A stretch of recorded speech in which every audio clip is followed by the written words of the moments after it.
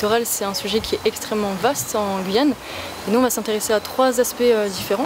Donc on va déjà aborder la formation de la plaine côtière en Guyane, donc l'histoire des littoraux, en fait, comment est-ce qu'ils se sont formés. Puis on va faire un petit point sur l'Observatoire de la dynamique côtière, donc ses missions, son organisation et sa genèse. Et puis en dernière partie, on s'intéressera aux littoraux actuellement et aux plages, l'évolution des plages qui sont suivies dans le cadre de l'Observatoire. Vous savez qu'il y a 30 000 ans, l'Amazone se jetait à 150 km plus au large des côtes, à la fin du plateau continental. Et donc toute la majorité de la vase en fait, qui est charriée par l'Amazone se jetait directement dans la plaine abyssale. Ce qui fait qu'il y avait beaucoup moins de vases le long des côtes de Guyane et il y avait des coraux. Dans le littoral de Guyane, et même plus généralement tout le plateau des Guyanes, tout ce littoral, et le littoral vaseux le plus long du monde. Donc ça fait 1500 km entre l'estuaire de l'Amazone et l'estuaire de l'Orénoque au Venezuela. Et ça en fait aussi le littoral, un des littoraux les plus dynamiques du monde. Donc il est en perpétuel mouvement, il bouge énormément, ce qui en fait aussi un littoral très difficile à aménager. Ces bancs de vase se forment à partir de l'estuaire de l'Oyapock.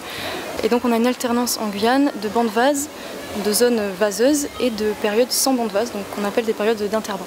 Pendant ces périodes d'interbanc, la houle va impacter directement la côte, qui va être soumise à des risques d'inondation, de submersion marine et d'érosion. En période vaseuse, en fait, la mangrove, en fonction des conditions hydro-sédimentaires, va pouvoir se développer.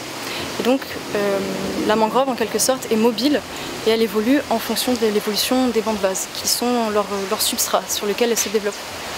Donc c'est pour ça qu'on peut voir par exemple la Cayenne en quelques années, on peut voir le littoral et on revient 3 ans après, il va y avoir la mangrove qui a poussé juste devant. Donc cette alternance-là, elle est due à la migration des bancs de vase. La loi littorale, justement de 86, a été faite pour gérer en fait l'urbanisation sur la bande côtière. Une loi qui est plus ou moins respectée et par exemple qui interdit toutes les constructions sur une bande de 100 mètres à partir du trait de côte. Donc ça c'est un type d'aménagement, enfin un type de loi qui limite l'aménagement sur la bande côtière. Ensuite voilà, les PLU interviennent à l'échelle des communes aussi pour gérer l'aménagement sur le littoral. En conclusion, donc, je dirais que les littoraux de Guyane sont extrêmement mobiles et imprévisibles aussi. Même si on a énormément de connaissances aujourd'hui qui ont été acquises, il reste beaucoup à faire.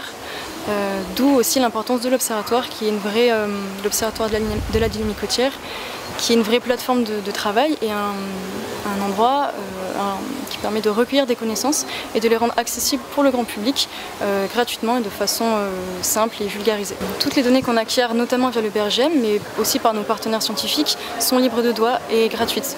On les met notamment sur notre site internet, observatoire-littoral-guyane.fr, où elles sont téléchargeables par n'importe qui gratuitement.